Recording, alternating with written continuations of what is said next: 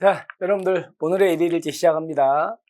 자, 우리가 지금 이제 2주하고 지금 이제 3주째 들어갔거든요. 3주 월요일부터 금요일까지 여러분들에게 진도별로 이렇게 올려드리고 있는데 뭐 박스형으로 이렇게 하다 보니까 여러분께서 뭐 그렇게 쉽지는 않을 겁니다. 그래도 이제 앞부분이기 때문에 뭐 차근차근 해 나가시면 나중에 뭐 많은 도움 있으실 겁니다. 그래서 꼭 이렇게 좀 들어두시고요.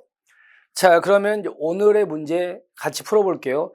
우리 이제 저번 시간에 한국 경찰의 역사를 봤는데 오늘 문제가 한국 경찰 역사 마지막 문제입니다. 그래서 보시면 1948년도 정부 수립 이후 경찰과 관련된 설명으로 타당하지 않은 것은 몇 개인가인데, 그러면 1948년도 8월 15일 날 대한민국의 정부가 수립되는 거 아닙니까? 그 이후에 이제 경찰을 한번 우리가 내용을 한번 보자는 겁니다. 첫 번째 보시면, 자, 1948년도 중앙행정기관이었 경무부자. 이게 무슨 말이냐면,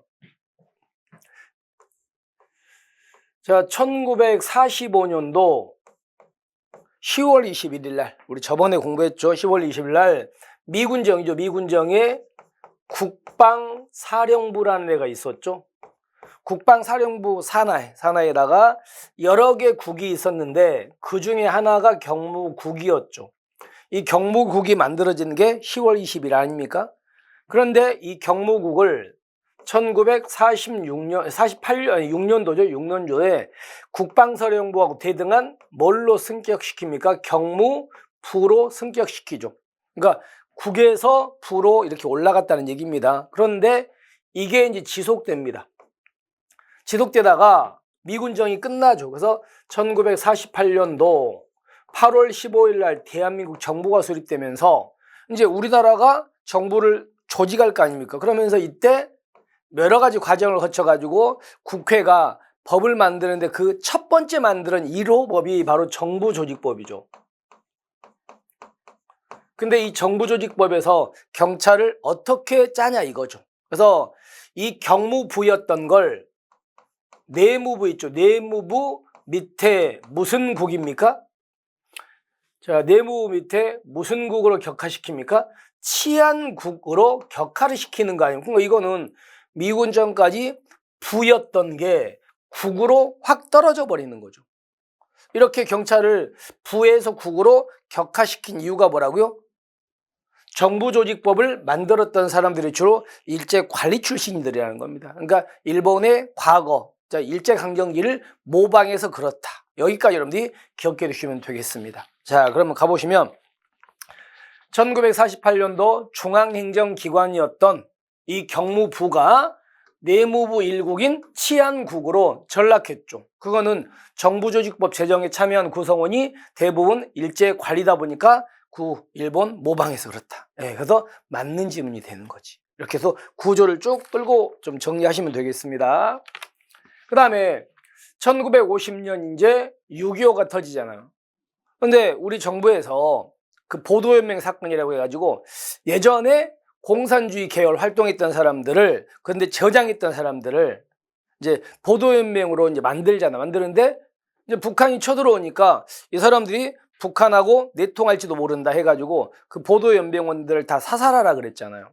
그래서 여러 군데에서 이제 그렇게 보도연맹원들 사살이 이루어집니다. 근데 그걸 살려줬던 분, 바로 여기 있는 문영순 서장님이 아니고 뭐요? 안종삼 서장님이죠. 전남 구례. 근데 이 문영순 서장님은 어디 나옵니까? 제주도죠. 제주도. 네, 그러니까 이분은 문영순 서장님이 아니고 안종삼 서장이라는 거 꼭 기억하시고요. 그 다음에 여러분 1953년도에 경찰관 직무집행법이 만들어지는 거 맞습니다. 그러니까 1953년도에 해양경찰대도 만들어지고 경찰관 직무집행법도 만들어지는 거 맞는데, 여러분들 경찰관 직무집행법은 조직에 관한 법입니까? 경찰의 작용에 관한 법입니까? 작용에 관한 법이죠. 조직에 관한 법이 아니고요, 작용에 관한 법이에요. 그러면 우리 경찰은요, 1991년도에 경찰법이라는 법이 만들어지죠. 그 경찰법이 경찰 조직에 관한 법으로서 이제 그게 만들어지는 거고, 그 전까지, 그러면 1991년에 이전까지는 무슨 법입니까? 경찰은 정부조직법에 근거해서 짜지는 거예요. 그러니까 정부조직법은 경찰만의 조직법은 아니잖아요. 다른 모든 행정 조직에 관한 법이지. 그러니까 경찰만의 조직법이 등장한 건 1991년입니다. 경찰법. 그리고 얘가 2020년도 12월 달에 뭘로 바뀝니까? 국자법으로 바뀌는 거 아닙니까? 일명 약칭 지금도 경찰법이라고 부르고 있긴 하지만. 그래서 일단은 내용은 맞는데 조직에 관한 법이라는 것 때문에 X입니다.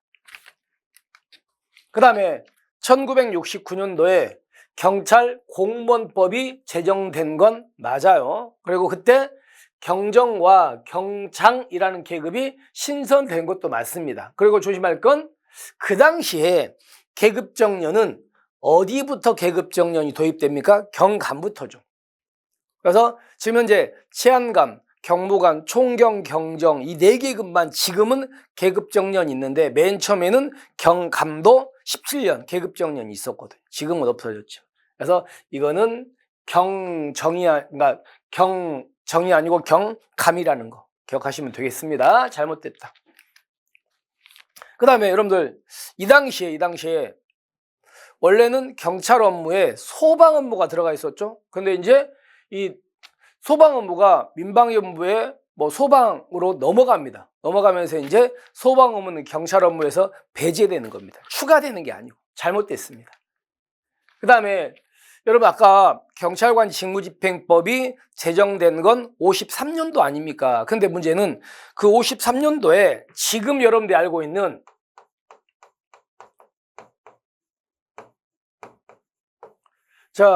지금 여러분들 알고 있다시피 경직법 2조에는 경찰의 임무가 써 있잖아요. 8가지가.